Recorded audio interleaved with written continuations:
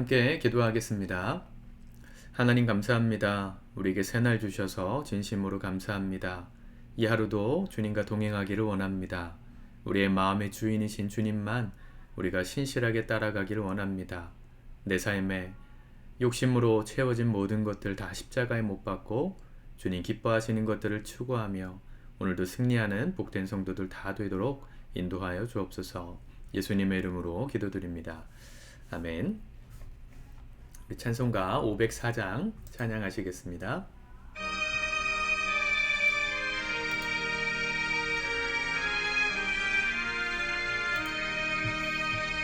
주님의 명령 전할 사자여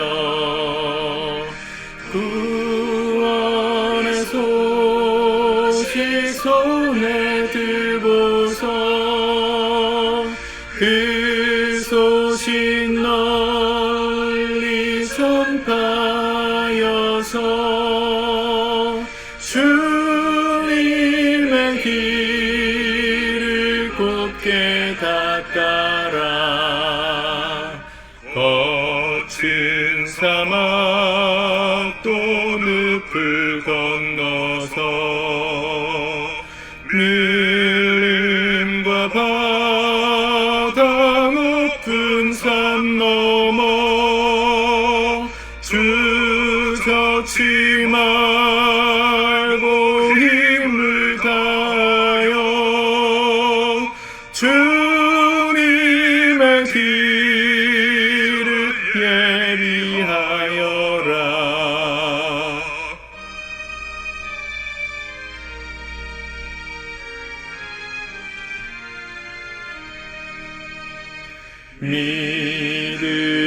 믿음으로 그 길을 닦아서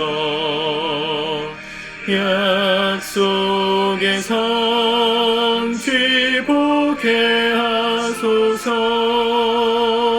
싸움이 없고 다툼 그칠 때 평화의 왕이 오시리로다. 아멘. 아멘.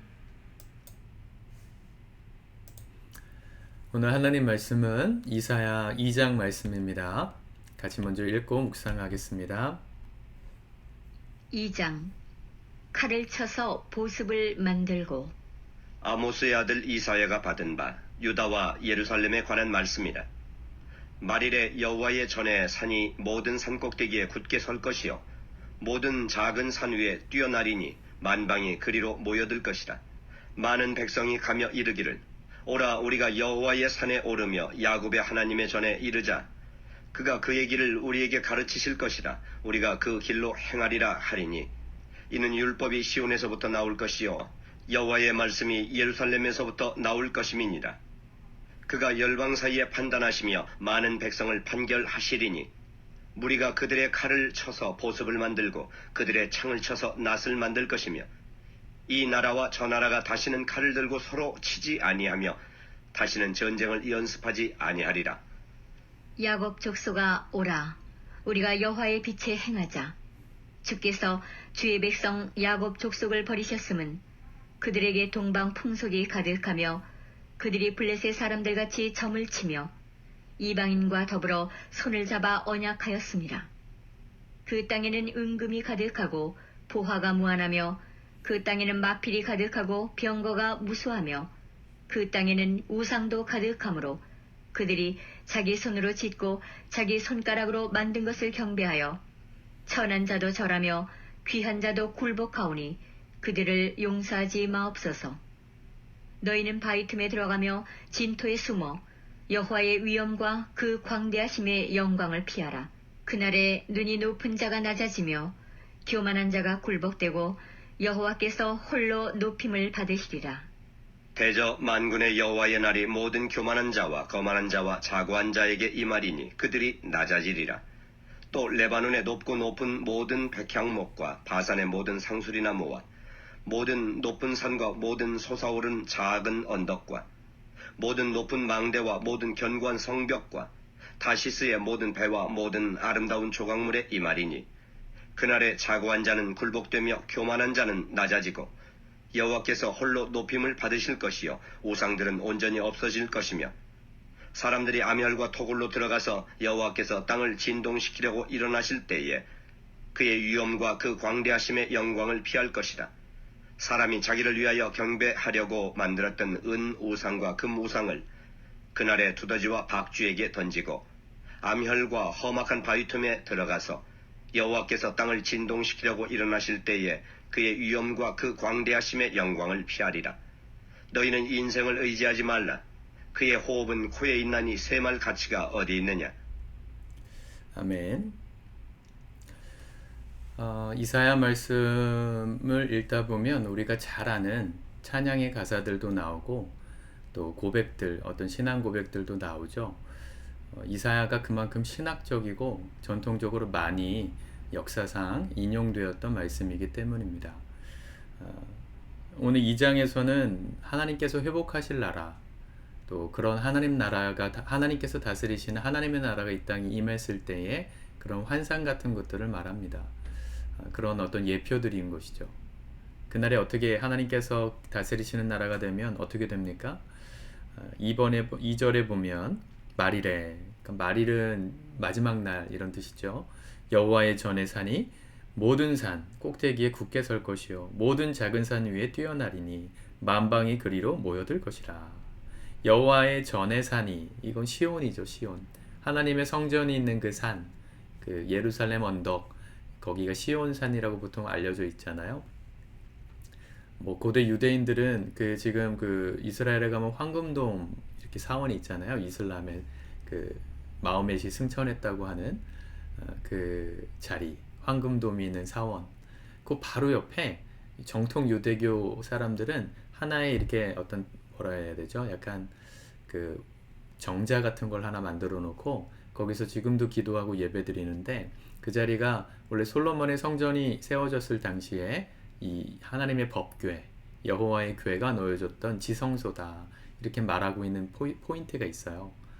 그 지성소 자리, 또 심각하게 또 연결해서 얘기하는 사람들은 그 여호와의 전이, 이 궤가 놓여졌던 그 지성소 자리가 원래는 그 아담의 뼈가, 아담의 그 해골이 묻힌 땅이다, 이렇게 말하기도 하죠. 그 위에 예수 그리스도께서 십자가에서 돌아가심으로 이 골고다, 이 아담의 뼈가 묻혀진 이 골고다에서 구원의 사역을 이루셨다, 이렇게까지 연결하는 학자들도 있습니다. 학설이기 때문에 맞다 아니다 말하기는 어렵지만 너무 그런 거에 맹신할 필요는 없지만 상징성이 있는 땅이죠. 이 하나님의 성전이 있는 그 산, 그곳이 어떻게 된다는 거예요? 모든 산 꼭대기에 굳게 서는 날이 된다. 모든 민족을 다스리시는 하나님께서 다스리시는 그 하나님의 나라가 임하면 만방이 그리로 모여갈 것이라. 사람들이 그리로 가면서 뭐라 말합니까? 3절에 많은 백성이 가며 이르기를 오라 우리가 여호와의 산에 오르며 야곱의 하나님의 전에 이르자. 원래 그 예루살렘 성전으로 올라가는 노래가 있어요. 시편에 보면 성전으로 올라가며 부르던 노래, 이런 노래들이 여러 편 나오잖아요. 하나님 앞에 제사를 드리러 나아갈 때 백성들이 그냥 아무 때나 나간 게 아니고요, 아무렇게나 나간 것도 아닙니다. 이 율법의 말씀을 따라서 스스로를 정결하게 하고 또 가져온 제물을 정결하게 준비하는 그런 의식들이 있었어요. 그리고 그 예루살렘 성전으로 올라가는 그 문까지 올라가는 길에서 부르던 노래들이 있었습니다.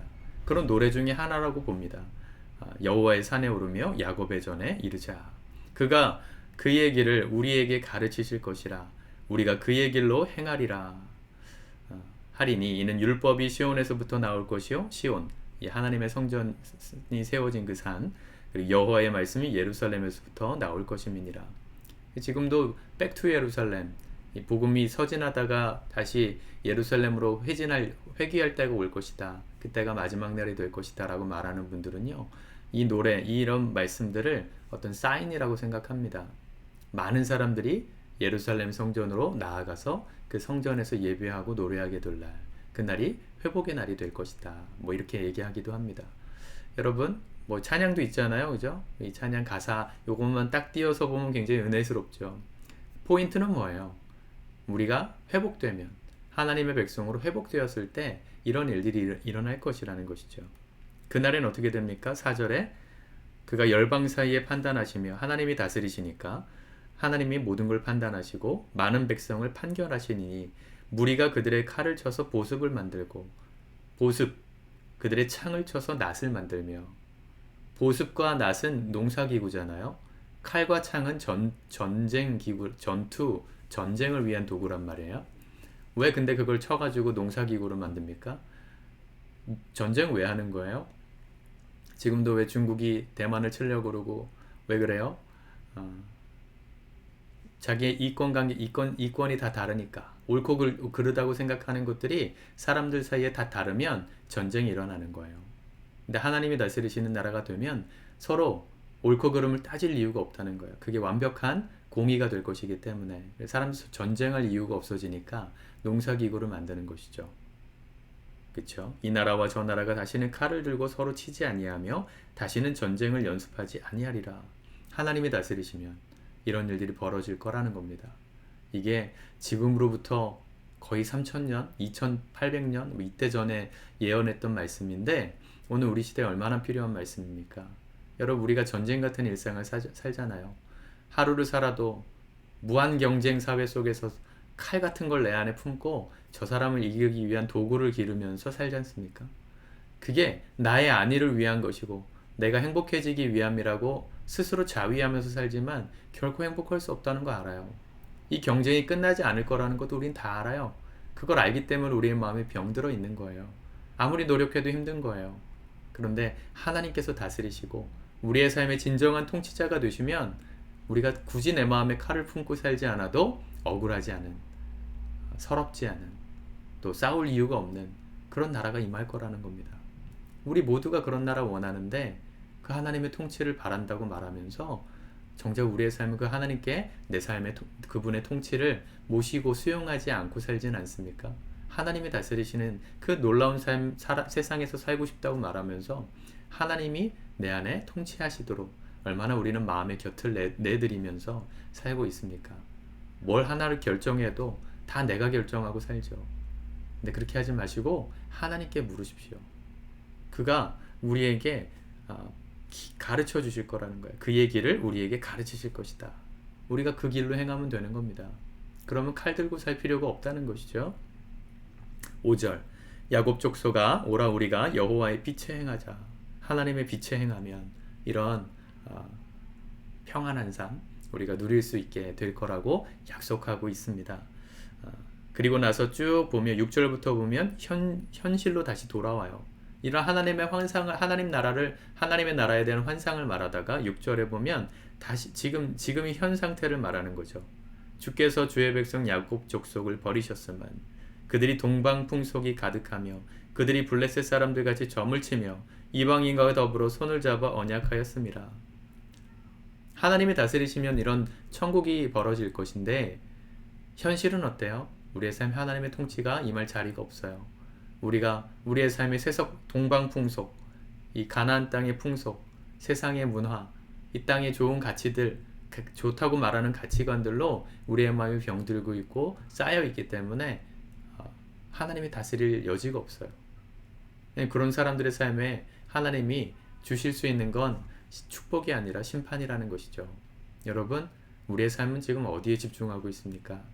정말 하나님 믿는 사람답게 단순히 어제 말씀처럼 종교 의식만 하는 그런 죽은 신앙인이 아니라 하나님의 성전 뜰만 밟고 가는, 마당만 밟고 가는 그런 행위자가 아니라 정말 삶에서부터 말씀을 적용하고 말씀대로 살기 위해 몸부림치고 빛 가운데 행하는 그런 삶을 우리가 추구하며 살 때 비로소 우리의 삶에 하나님의 구원이 임하고 축복이 임하는 것이지, 그렇지 않는다면 우리의 삶에 하나님 말씀하실 건 경고밖에 없다는 겁니다.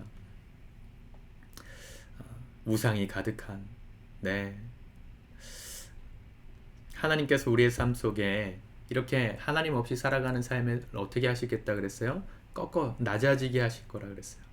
12절 대저 만군의 여호와의 날이 모든 교만한 자와 거만한 자와 자고한 자에게 이 말이니 그들이 낮아지리라.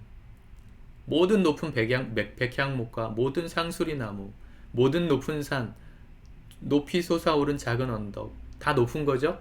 그리고 나서 16절에 다시스가 나오죠. 우리 역사서 말씀 읽을 때도 다시스가 성경에 이렇게 많이 나왔나 싶을 만큼 많이 나왔잖아요. 다시스는 세상의 영광을 상징해요. 하나님과 반대되는 삶을 상징해요. 요나를 통해 보았지 않습니까? 말씀과 정반대의 길로 걸어가는 게 다시스의 길이에요. 우리가 그렇게 살면 하나님께서 우리를 낮추실 거라는 거. 여러분, 하나님이 높이시는 인생을 사십시오. 누구를 의식하고 살 겁니까? 누가 우리를 높여줄까요? 하나님이 우리를 높여주십니다. 그래서 마지막 이사야는 우리에게 뭐라 말합니까? 22절, 너희는 인생을 의지하지 말라. 그의 호흡은 코에 있나니 새말 가치가 어디 있느냐. 아무리 세상에서 높아지고 많은 것을 가지고 누리고 있는 사람이라도 그 코의 호흡이 사라지면 그걸로 우리는 똑같이 그냥 땅에 묻히게 될 그런 인생들입니다. 누가 누구를 의지하고 누가 누구를 도와주고 당장에 그 사람이 나에게 도움을 줄 것처럼 보일지 몰라도요, 그건 그때뿐이고요. 일회적인 것이고요. 영원한 도움은 없습니다. 인생을 의지하지 마십시오. 그렇다고 사람을 함부로 대하라는 것도 아니에요. 여러분에게 주신 모든 사람들을 존중하되 그 사람을 의지하지 마세요. 저도 목회하면서 우리 성도님들 정말 사랑하고 또 우리 사랑하는 성도님들과 함께해서 참 감사하면서도 제가 사람을 의지하고자 하는 마음은 요만큼도 없습니다. 여러분들을 의지하지 않아요. 우리 교회 누가 헌금을 많이 하신다. 감사한 일인데 그것 때문에 여러분들을 제가 막 목매서 의지하고 우리 교회 떠나면 어떡할까 전전긍긍하고 만약 그런다면 제가 그렇게 사람을 의지하는 사람이라면 어떻게 목회를 하겠습니까? 어떻게 주님의 일을 하겠습니까? 그러지 않으려고 몸부림치는 것이죠. 그렇다고 제가 여러분들을 함부로 대하느냐? 그렇지도 않죠. 최대한 존중하고 동역해 주셔서 감사함을 표현하고, 그러나 제가 의지하는 분은 하나님이십니다. 하나님을 의지하고 따라갈 때 그분이 제 삶의 길을 알려주심을 따라갈 때만 제 삶에 흔들림 없는 하나님의 나라가 이루어질 것을 믿기 때문입니다. 여러분들도 이 믿음을 붙들고 하나님만 의지하며 이 하루도 살아가실 수 있게 바랍니다. 기도하겠습니다. 주님 감사합니다. 우리가 살아도 주님만 의지하며 사는 지혜로운 성도들 되게 하여 주옵소서.